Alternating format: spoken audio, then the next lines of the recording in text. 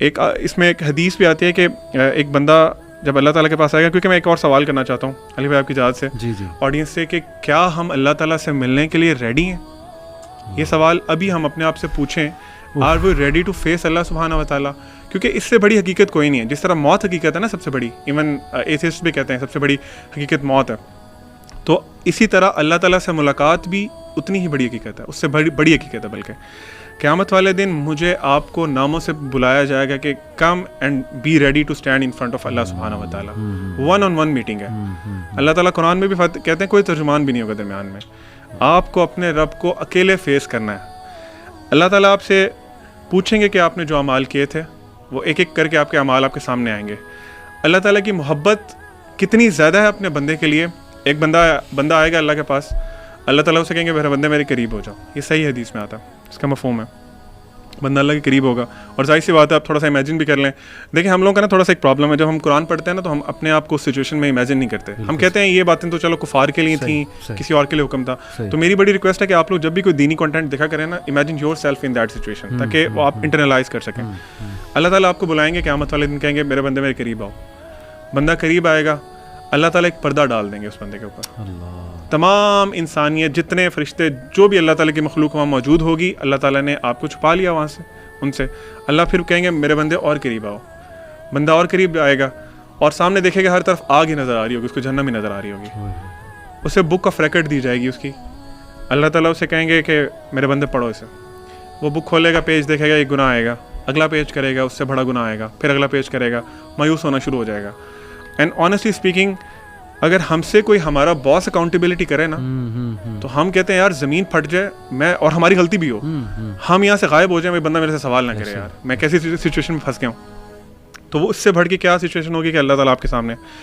تو اللہ تعالیٰ اس بندے کو جب دیکھ لیں گے, وہ بندہ کہے کہ اللہ آپ جو میرے سے سوال پوچھ رہے ہیں نا, اٹس بیٹر کہ آپ مجھے نا جہنم میں پھینک دیں, دس از مور ڈیفیکلٹ فار می. اللہ تعالیٰ اسے کہیں گے میرے بندے آگے کرو. وہ اگلا پیج آگے کرے گا, اس کو اس کی نیکی نظر آئے گی کوئی. پھر اللہ نے سب ریکارڈ رکھا ہوا ہے نا, پھر اگلے پیج پہ اور اس سے بڑی نیکی, اس سے بڑی نیکی. اللہ تعالیٰ اسے کہیں گے میرے بندے میں نے اس دنیا میں تمہارے گناہوں پہ نا پردہ ڈالے رکھا تھا, آج بھی میں نے تمہارے گناہوں پہ پردہ ڈال دیا اور تمہیں میں جنت میں بھیج رہا ہوں. یہ میں اور آپ کیوں نہیں ہو سکتے؟ مطلب ہمیں شیطان نے کیوں اللہ سے اتنا دور کر دیا؟ ہم اللہ تعالیٰ, میں کہتا ہوں کہ علی بھائی آپ نے ابھی وہ بات کی تھی, میں فرعون کا واقعہ اس میں ایڈ کرنا چاہوں گا. فرعون جب غرق ہو رہا تھا نا, تو کچھ اس طرح کی ملتی ہیں اسلامک لٹریچر میں کہ جبرائیل علیہ السلام اس کے نا, وہ جب غرق ہو رہا تھا تو اپنے فٹ اسٹیپ سے نا اس کے منہ میں مٹی ڈال رہے تھے. اللہ تعالیٰ نے ان سے پوچھا کہ تم نے یہ کیوں کیا جبرائیل علیہ السلام؟ وہ کہتے ہیں کہ اللہ مجھے نا اس فرعون سے اس دن سے نفرت ہو گئی تھی بہت زیادہ, جب اس نے کہا تھا انا ربکم الاعلی. اور انٹرسٹنگلی بہت دفعہ جب آتے تھے جبرائیل علیہ السلام تو وہ کہتے تھے الاعلی سیڈ دس. آپ صلی اللہ علیہ وسلم کے پاس جب آتے تھے نا, وہ اسپیسیفکلی الاعلی سیڈ دس, کیونکہ اللہ کا نام تھا. تو خیر وہ اللہ تعالیٰ کہ آپ سمجھ لیں کہ ان کو غصہ اتنا آیا تھا کہ اس نے کیوں اللہ کا نام اس طرح لیا. اس کی اوقات کیا ہے کہ اس نے اپنے آپ کو اللہ ہے کون, کیونکہ جبرائیل علیہ السلام سے کون بہتر جانتا ہوگا اللہ کو. اللہ تعالیٰ کہتے ہیں کہ جبرائیل علیہ السلام تمہیں پتہ اگر وہ اس وقت بھی توبہ کر لیتا نا, مرنے سے پہلے تو میں اس کو معاف کر دیتا. تو ہمارے پاس بھی علی بھائی آپشن ہے, جتنا مرضی گناہ کر لیے.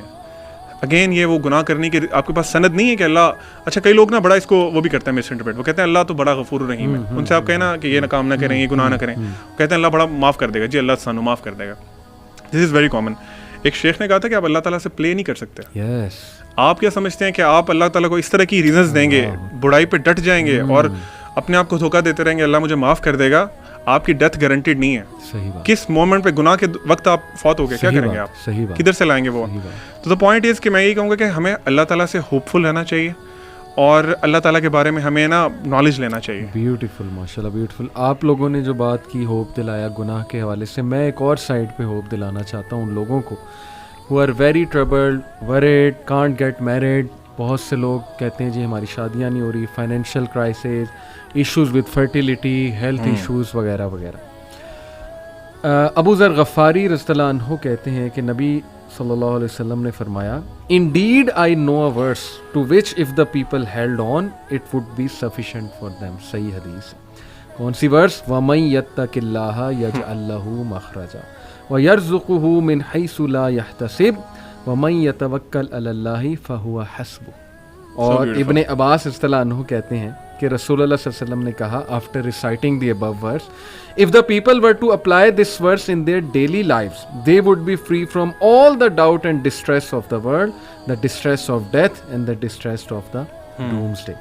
اور پھر ایک اور حدیث ہے, O my servants, were the first of you and the last of you, the human of you and the jinn of you, to rise up in one place and make a request of me. And were I to give everyone what he requested, that would not decrease what I have any more than a needle decreases the sea if put into it. This is Allah subhanahu wa ta'ala. غالباً یہ حدیث قدسی ہے. حدیث قدسی ہے کہ مانگو, کھل کے مانگو. کتنا انڈر ایسٹیمیٹ تم اللہ کو کر رہے ہو, اتنا چھوٹا مانگ رہے ہو. کھل کے مانگو, اللہ تعالیٰ لارڈ آف دا امپاسبل ہے.